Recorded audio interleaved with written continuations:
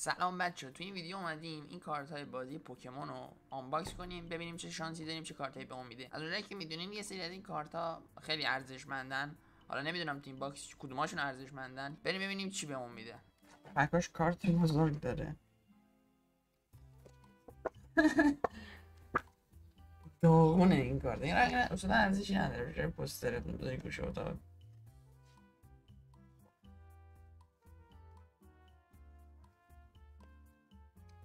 لیتویک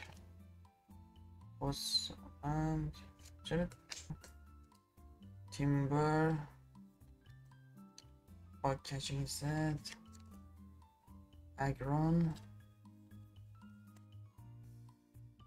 کلافبل. اینا رو اسمشو نمیدونم، یعنی اینزرت یه چیزی میشه که پوکبال هم از اینجا مشکله.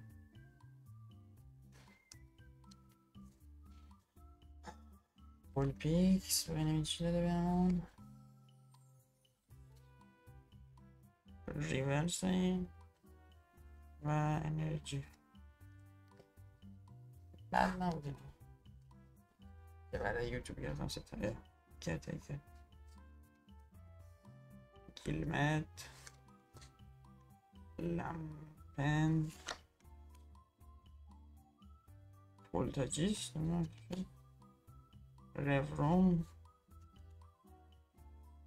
فلورگس فستیوال گراوند. اینزرت به چی بود اسمش نمیدونم. فرفچ تورکل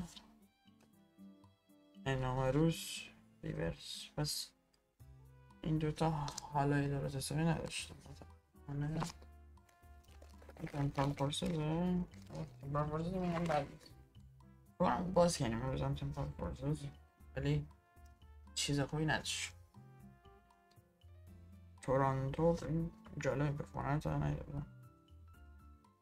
هوت بلدوم هیت مور ویکا ولت گریت تاسک اینچنت. این ممکنه خاص بشه. استمپ داره، اینا از استمپ. سالواتور. این چیه؟ فیوچر. اینا استمپ داره یه دارم هالوه برقی داره. اما چه کنیم زد نم ریورس. حالا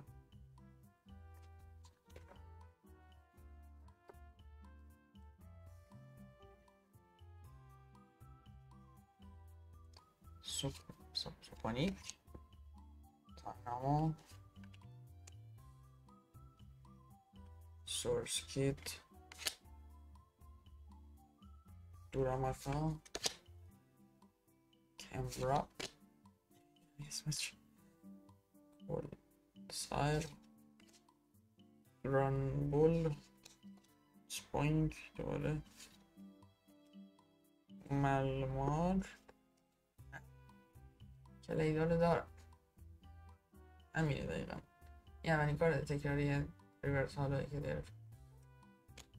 خب امروز شانس پایی نداشتیم مگر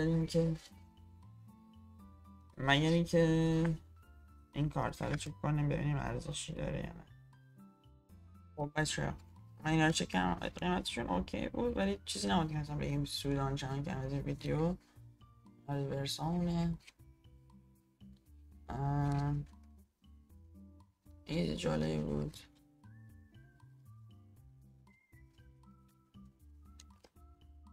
اینا هم که اینزرت های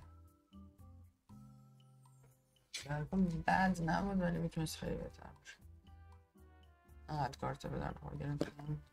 نمیخوام بدونیم مثلا نسبت به چیز با اینا کلفتن هم داریم کابر دارم. اگه من از این ویدیو لذت برده باشین، من میرم یه ویدیو دیگه توش کارت کنم با پوکیمون. حتما اینو نگاه کنید، اونو نگاه کنید، قبلی رو نگاه کنید. مرسی تا ویدیو بعدی. خدا نگهدار.